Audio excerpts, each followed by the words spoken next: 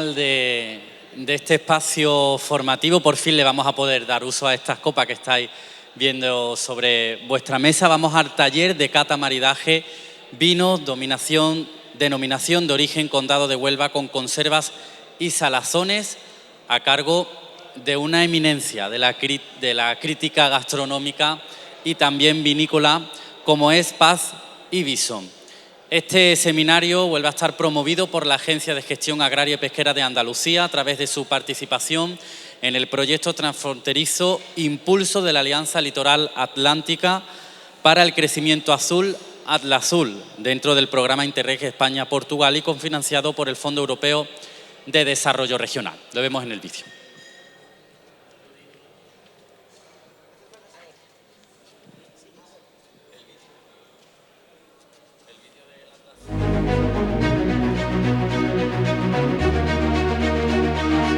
Desde siempre, el mar y las costas de Andalucía han sido fuente de nuevas ideas y de innovación, motores de nuestra economía. Ahora, además, entran en juego tres nuevos factores: los rápidos avances tecnológicos, una mayor conciencia de que los recursos naturales son finitos, la necesidad de reducir las emisiones de gases de efecto invernadero.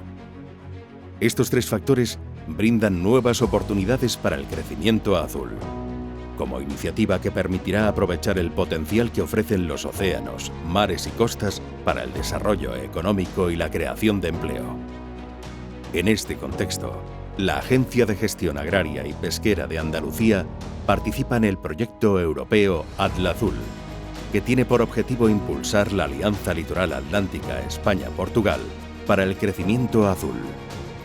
Una alianza estratégica liderada por la Junta de Andalucía, que cuenta con 18 entidades socias del Alentejo y Algarve portugués y de Andalucía y Galicia. Ágapa forma parte de este proyecto con la vocación de hacer una contribución positiva al futuro económico de Europa y de Andalucía en términos de competitividad, eficiencia en el uso de los recursos, creación de empleo y de nuevas fuentes de crecimiento, salvaguardando al mismo tiempo para las generaciones futuras nuestro entorno marino. El Gobierno andaluz y por ende Ágapa han suscrito plenamente este discurso y apuestan decididamente por un futuro azul. Por ello, y como acción inmediata, la agencia participará con un espacio dedicado a Atlazul en la primera edición de Bimar, la Feria del Vino y del Mar, que se celebrará los días 29 y 30 de septiembre en Huelva. Un espacio donde se desarrollarán diversas acciones como talleres de cocina en vivo, catas y maridajes o seminarios formativos vinculados al crecimiento azul. Un espacio que contribuye no solo a generar sinergias entre los diversos sectores de la economía azul, sino entre otros sectores involucrados indirectamente, como el del vino o la gastronomía del mar, tan íntimamente ligados a nuestra dieta mediterránea. El mar está lleno de oportunidades. La economía azul se ha convertido en una realidad. Ágapa impulsa el futuro azul.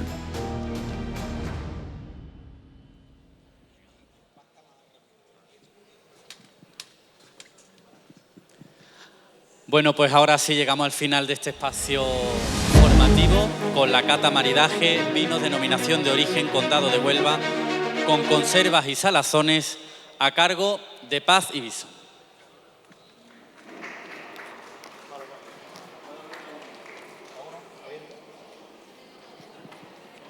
Hola, buenas tardes, bueno, buenas noches casi.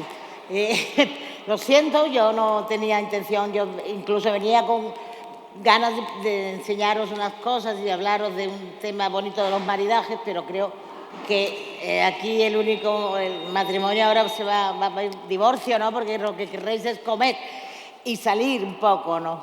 En fin, entonces vamos a ver. Yo tengo varias, bueno, en primer lugar, y aunque sea un poco, digamos, ofuscada, porque se ha retrasado todo eso mucho, y no era por mi culpa, entonces yo lo que quería deciros es que en cualquier caso, os perdono, y estoy encantada de estar en Huelva, y estoy encantada de hacer en un congreso que trata del vino y el mar. porque por ese orden son las dos cosas que más me gustan, el vino y el mar. Bien, entonces, y Huelva, conozco muy bien Huelva, llevo muchos años hablando de Huelva y de los vinos de Huelva, y a veces de los vinos de Huelva creo que casi conozco más que algunos onubenses. Creo que debéis de insistir más en vuestros propios vinos. Hace ya, tengo que contarlo, aunque sea un poco tarde, lo siento, pero recuerdo cuando estuvimos aquí en una asamblea de la Academia Andaluza de Gastronomía y Turismo, celebramos aquí una asamblea y yo, pues en los tiempos libres, pues intentaba recorrer el centro de Huelva y de esto hace muchos años, el 2017. Bueno, no tantos, cuando Huelva era capital gastronómica. Yo iba por los bares pidiendo quiero una copa de condado pálido. No me sabían decir lo que era. Condado pálido. ¿Cómo? Me ponían un vino blanco de Huelva con crianza biológica. Me ponían un vino blanco afrutado tipo blanco joven. Digo, no, un vino blanco de crianza biológica.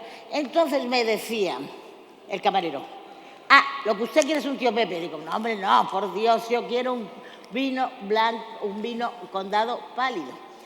Ahora me alegro mucho, por tanto, que se haya podido llamar a condado pálido fino, que ya es hora y me alegro mucho y estoy encantado con eso, que se llame fino y oloroso, porque vamos concretando y ya podemos pedir un fino, pero vamos, que a mí en Huelva me dijeran que un tío Pepe, yo que soy de Jerez, imaginaros que lucho por Huelva más que muchos digo yo, algunos de los onubenses.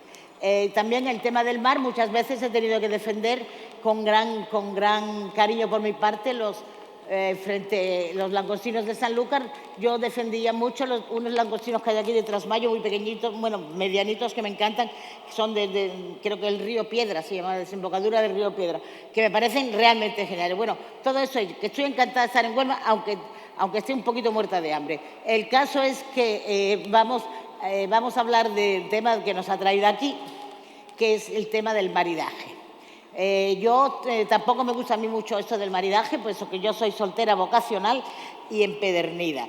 Pero bueno, he de comprender que habría que ponerle una palabra.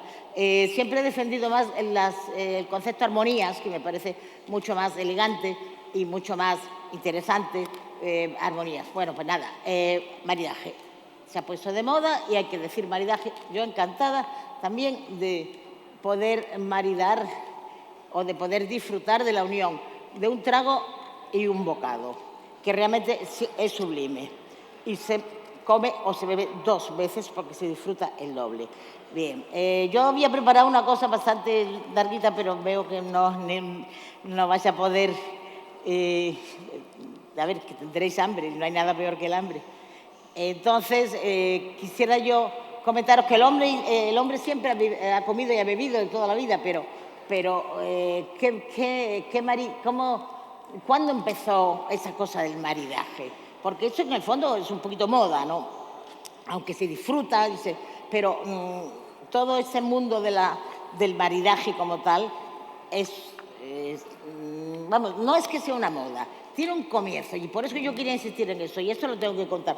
El comienzo de los restaurantes no existieron hasta el siglo XVIII, hasta el siglo XVII. Perdón, no, 18. Entonces, los maridajes no existían hasta que no había restaurantes, pero en los restaurantes antes tampoco se tomaba tanto vino, ni había tal cantidad de vinos ni nada, porque tampoco los vinos se embotellaban y todo era muy diferente. ¿Quién empezó realmente con los maridajes? Pues como siempre empezó en Francia, en París, un señor que tenía un restaurante de 3 estrellas Michelin, que el hombre quería antes. Él era un gran cocinero, se llamaba Alain Senderens. Vosotros sois jóvenes, pero es algo que tendréis que aprender si estáis metidos en el mundo de la hostelería, porque el señor Alain Senderens es el gran señor de la gastronomía francesa de los años 70. Y entonces él en su restaurante en París, al lado de la Madeleine, un sitio bellísimo, allí ese hombre se pasó 10 años, con 3 estrellas ya, estudiando. Todos los días se ponía con 40 vinos y con 2 críticos gastronómicos a probar platos de su carta con 40 vinos diferentes. un estudio profundo durante 10 años. Ese señor, en su carta, cambió completamente el concepto de las cartas de su restaurante y las 2 cartas de vino y comida las puso en una sola. Y la carta empezaba por el vino. Estaba distribuido en países y zonas, ¿no? Y lo primero que salía era el vino. Entonces, luego, tengo aquí un ejemplo, porque yo tuve la suerte de estar allí, serían los años 85, 86 o por ahí. Entonces, él ponía primero la carta, el vino, luego hacía una descripción del vino, luego ponía un plato y luego ponía eso de maridaje, ¿no? Las sensaciones que les había causado. Él decía que el mundo está lleno de buenos vinos y que andaban buscando cocineros que pudieran rendirse, o no rendirse, no es la palabra, que pudieran acoplarse a las grandes maravillas del vino, porque había vinos demasiado buenos y realmente él tenía razón, porque los cocineros de los grandes estrellas, los 3 estrellas, yo he tenido la suerte por mi trabajo de conocer a muchos, son poco amantes del vino. Los cocineros no saben mucho de vino. Este señor sí, porque este señor decía que su carta se basaba en los vinos. Había un vino, entonces él creaba un plato para el vino. Y eso fue, en esos momentos, ese fue un hecho realmente insólito y rompedor. Este hombre ya tendría entonces 40 y tantos años, porque ha muerto hace poco y era realmente un hombre excepcional. Y ese hombre ponía, por ejemplo, yo cuando estuve allí busqué España, no digo, a ver, entonces encontré, y no es porque yo sea de Cádiz, que ya he dicho que defiendo a Huelva, pero ponía vino, España, Manzanilla, El Rocío, González Vías, Sanlúcar de Barrameda. Entonces había esa manzanilla, ya no existe esta manzanilla en González Vías. Luego ponía plato, ostras, velón, 000, asadas en su concha con mantequilla de avellanas y jamón de bellota de jabugo. Estamos aquí. Aquí podía haber puesto un fino divinamente, ahora que ya se puede decir fino, podría haber puesto cualquiera de vuestros finos. El comentario ponía, amalgama de sabores salinos y contraposición del frescor de la manzanilla con la grasa carnosidad de la ostra. Bueno, esto es un maridaje perfecto y esto es una carta, fue el creador de los maridajes, fue realmente el señor Senderén. Y lo primero que él decía es que los maridajes entre platos y vinos nunca son del todo definitivos, que la armonía no tiene por qué ser solo aromática y que los grandes maridajes son táctiles, de volumen y de densidad en boca, y que la mayoría de maridajes de entonces eran de afinidad. Bueno, luego hay más historias, yo quisiera contaros en contraposición de este señor de Lucas Carton que creaba todo alrededor del vino. Teníamos mi experiencia en el Bulli, que fue todo lo contrario, que el Bulli tenía una carta de 1.500 vinos, más o menos, referencias, pero los sumilleres del Bulli, muchos de ellos son muy buenos amigos míos, se desesperaban porque no podían seguir el ritmo de la cocina, era imposible. 40 platitos, las cartas últimas, ¿no?, del menú único, 40 platos, y además unos salados, otros dulces, unos fríos, otros calientes, unos picantes. Era un desorden a propósito porque ellos querían hacer ese desorden, crear ese desorden en el servicio de la mesa.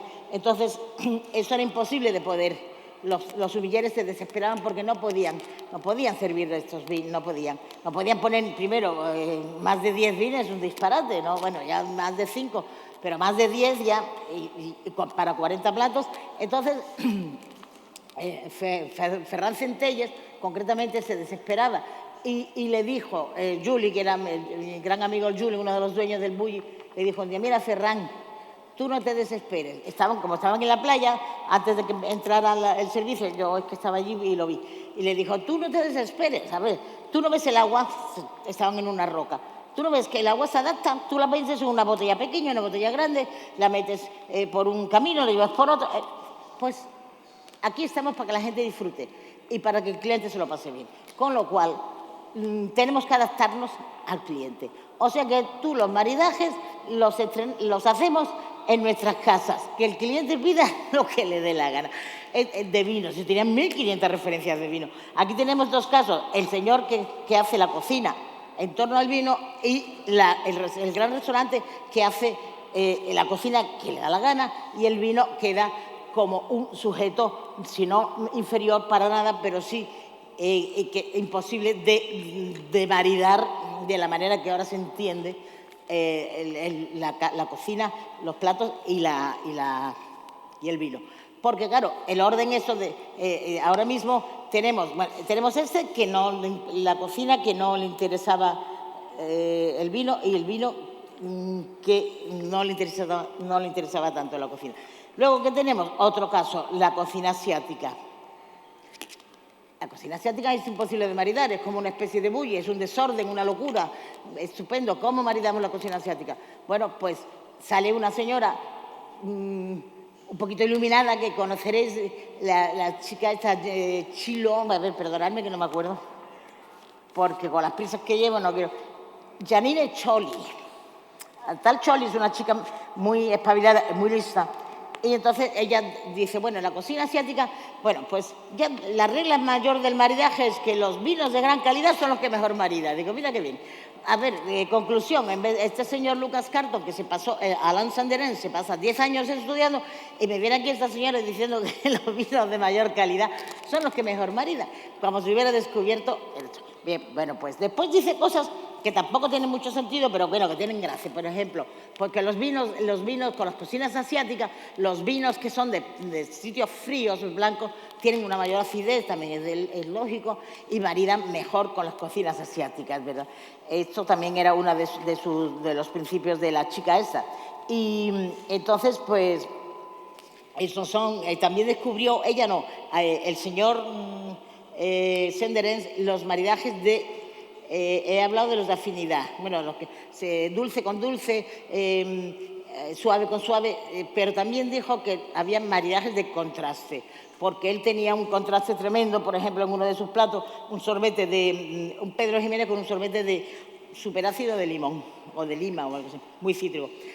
Recuerdo que era estupendo. Entonces, ya que tenemos los maridajes de contraste, maridajes de afinidad, que pues luego tenemos los maridajes geográficos, que es bonito, que siempre son los que mejor han funcionado, porque son maridajes emocionales, porque son de paisanaje, porque es tu tierra, porque se llevan bien mucho.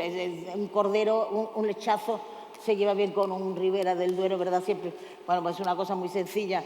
Y ahora tenemos los maridajes que tenemos hoy, que vamos a hacer, y ya os dejo para que... He intentado, perdonadme que me he atabalado mucho, muy rápidamente, pero es que no había posibilidades de hacerlo de otra manera. Entonces tenemos 3 maridajes con 3 vinos del Condado de Huelva. El primero es un blanco joven, pero tranquilo, supongo que será este, ¿no? Bien, este es un blanco de, no sé, es del Consejo, no tiene nombre, no sé de qué bodega es, y es de uva, creo que es de uva Zalema, me parece. Espérate, porque es que yo acabo casi de llegar y no lo... Sí, estos blancos suelen ser de uva Zalema. La uva Zalema a mí me parece apasionante porque es muy diferente. La uva Zalema solo la tenéis en Huelva. Si yo me llevo una Zalema a California, no funciona. Y eso es algo que podría tener... me parece que eso me lo contó a mí el presidente hace muchos años, ¿verdad, don Manuel? Que la uva Zalema es algo que no sale de aquí, porque no quiere salir. A ver, no es nada cosmopolita, a ella le encanta estar aquí en Huelva. Bueno, ese es un afrutado, lo que no tengo es el maridaje. A ver, ya como han dicho que soy soltera empedernida, pues ala, pues no me ponéis... vale que no crean el maridaje, pero me lo tendré que tomar, ¿no? Muchas gracias, Cristina. Gracias. Gracias, Reina. Este va con eso. Bien, bueno, pues eso.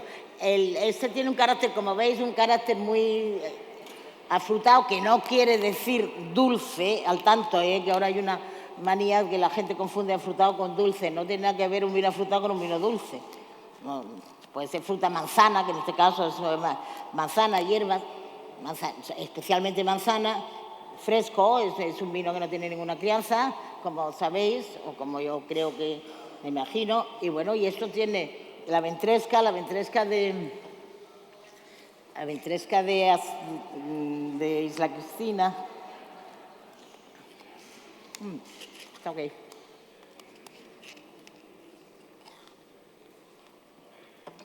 Es importante que bebáis un trago, un poco, porque la gente normalmente bebe, come. Entonces se distorsionan, se separan. Hay que beber, meter algo, beber, o sea, comes algo y bebes uno. Y entonces lo mezclas. Y ahí es donde salen. Eso va bien porque son suaves ambos. Digamos que sería un maridaje de afinidad un poquito, porque es bastante suave y se lleva muy correctamente.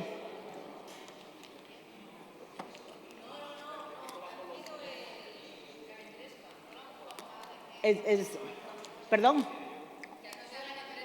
La ventresca es de atún, pero no es bluefin, es lo que se trabaja aquí, es atún de aleta amarilla, que viene congelado en piezas grandes, en barcos congeladores. Se pescan más o menos por Canarias, creo, todo eso, más o menos en la zona entre Canarias y África, la costa africana. Se traen aquí a Isla Cristina e inmediatamente se guardan en las bodegas, en los congeladores de menos 60 de las instalaciones de Isla Cristina, y luego se eviscera cuando se descongelan, que tardan 2 o 3 días en descongelar, y entonces una vez que están descongelados se ronquean, se separan, y la parte de la ventresca, que es la parte de la barriga, lo que mucha gente, los japoneses, una parte de la barriga que llaman toro, y entonces la gente cree que el toro es otro tipo de atún. Pero bueno, es que habría muchas cosas que contar, pero claro, no me da tiempo. Bueno, el caso es que este es el atún de aleta amarilla, el llamado yellow fin, es más suave que el rojo, menos intenso, y en este caso va muy bien con este vino, y hacen un matrimonio de afinidad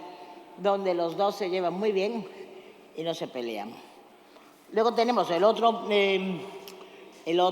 matrimonio, que es el fino, que ya podemos llamar fino, que yo no tengo, y que un poco de... ¿Tenéis vosotros el fino ya? Gracias. Bueno, pues, como sabéis, Eusisa, que sois la mayoría de Huelva, está aquí en Isla Cristina, es uno de las conserveras más fuertes que existen en Andalucía, por volumen, y tiene varias marcas.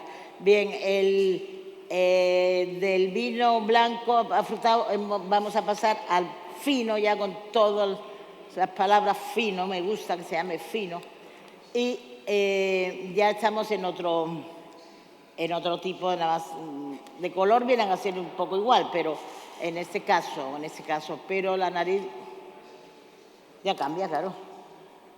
La nariz es muy diferente, aquí hay unos aromas punzantes. ¿Qué es una cosa punzante? Pues un aroma que te va vertical, o sea que no haces así, imaginaros que unas rayas de la copa a la nariz, y es una raya vertical. Tú piensas y piensas en vertical. Si estamos con un oloroso, hacemos así y piensas en redondo, porque es algo como que te envuelve.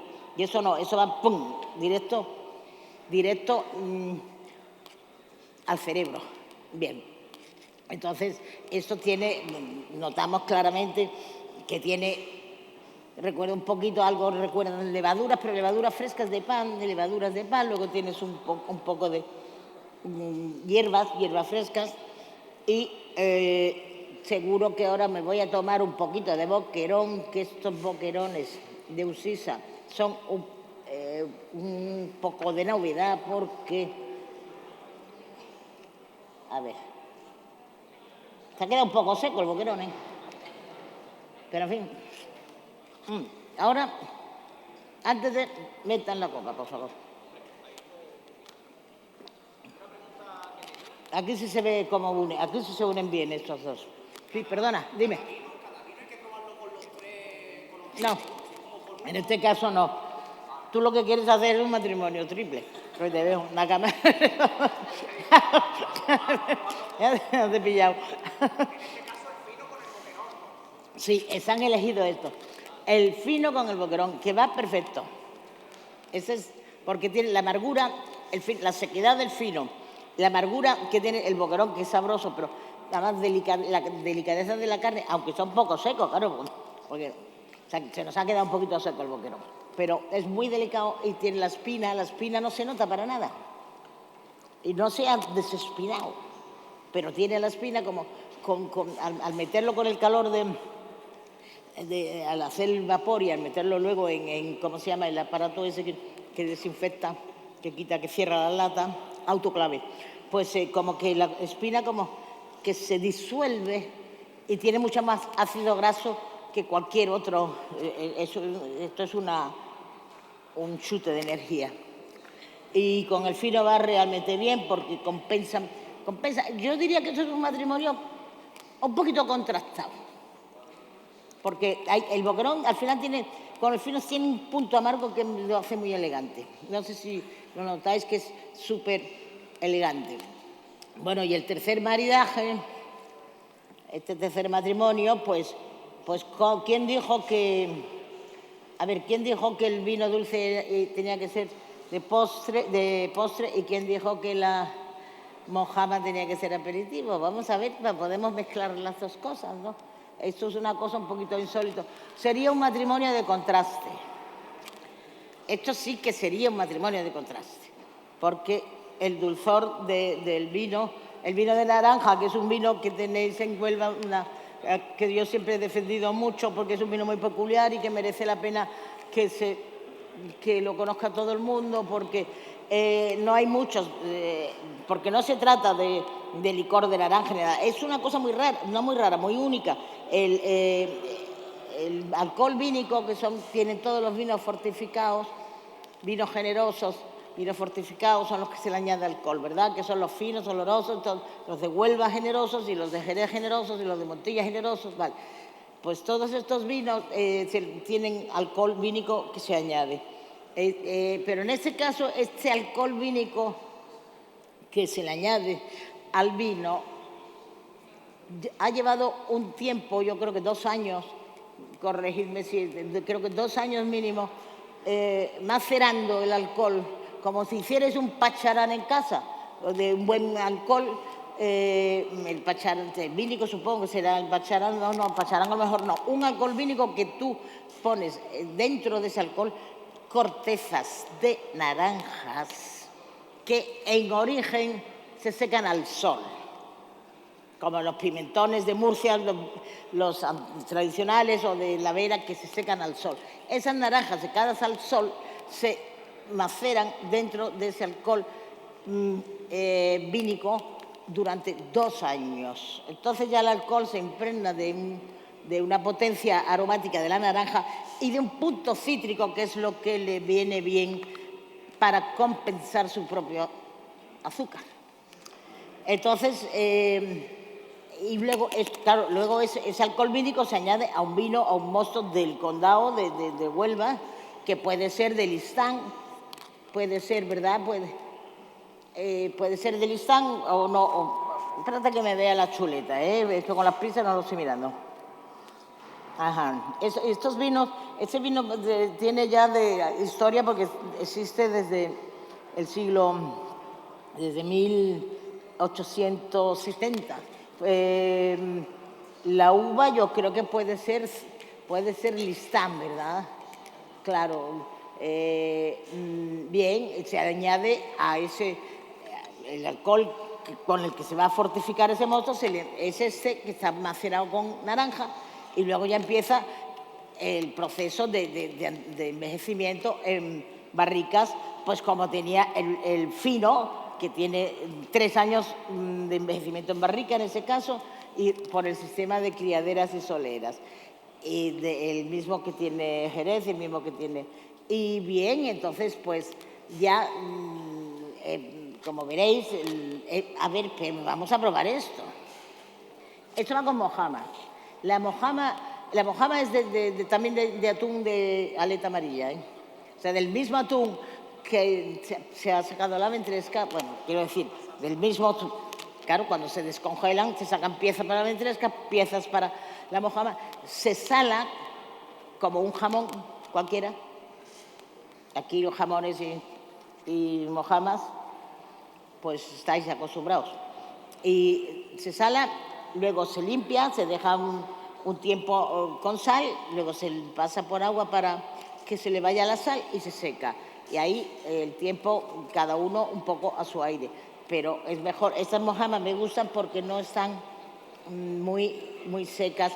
Y esta mojama es, las de aleta amarilla, en mi opinión, son mejores, no mejores, pero son más suaves y menos secas que la del famoso atún rojo de Almadraba del Bluefin, porque es más, no se seca tanto, no se seca tanto. Bueno, y ahora ya tomamos, primero, un poco de mojama.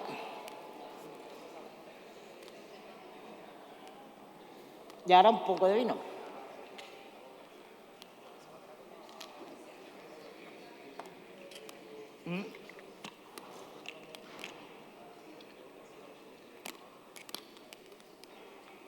Puede ser un aperitivo, puede ser un postre.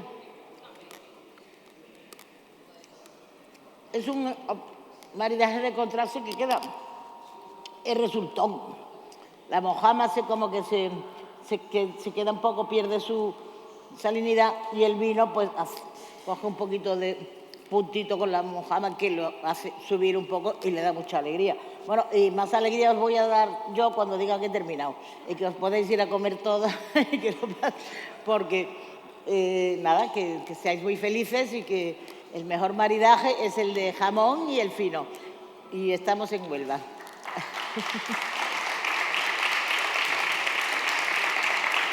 Gracias.